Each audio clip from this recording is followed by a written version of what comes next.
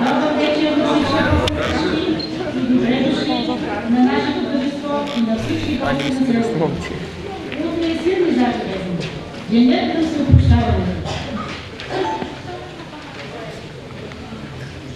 7 седмици преди Великден, точно преди началото на Великия пост, е денят на съобщението неделя с Лъпустна. Наричана още силни заповеди. Проща и поклади.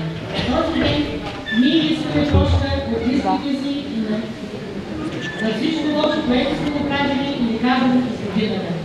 Хората ще ме пустят на своя речи и иска проща за своите грешки. Просто кажете простили и ще ви бъде отговорено простените едини прости. На този ден е хубаво да се срещате с роднините си. Особено с по-възрастни, това е дядовци, чуждици, и с умиление и радост ще ви потърси. Вечерта се слага богатата трезата, която има. Храните, масло, яйца, мляко, всичко него последни сон. Прошката традиция е много лесно правилна. На времето момчета пали на облёга. При селата се създават атмосферата, някъде пък музика се прави в дълги и някъде се Настройвам камерата. Да го направя на това.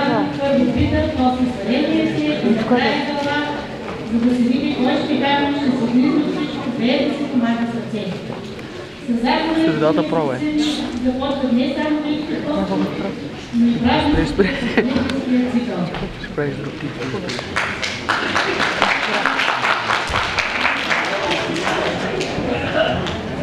Той изтрупнали ако правил.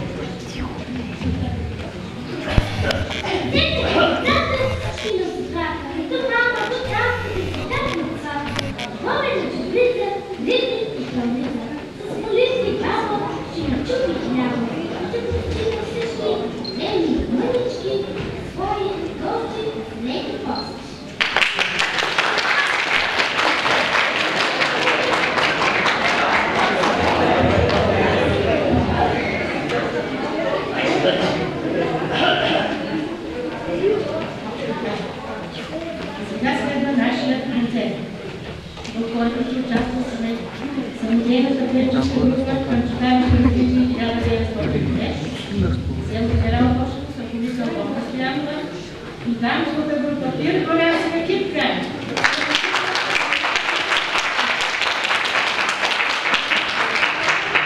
Нека да ги поздравим и да ги приветстваме за тяхното дебютно представяне и да им пожелаем много здраве, много творчески успехи, много изяви на нашия сцена и на много цели общински, регионални и национални празници.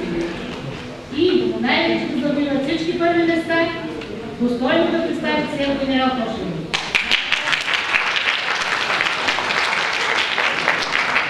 Аз му маляха да приемете.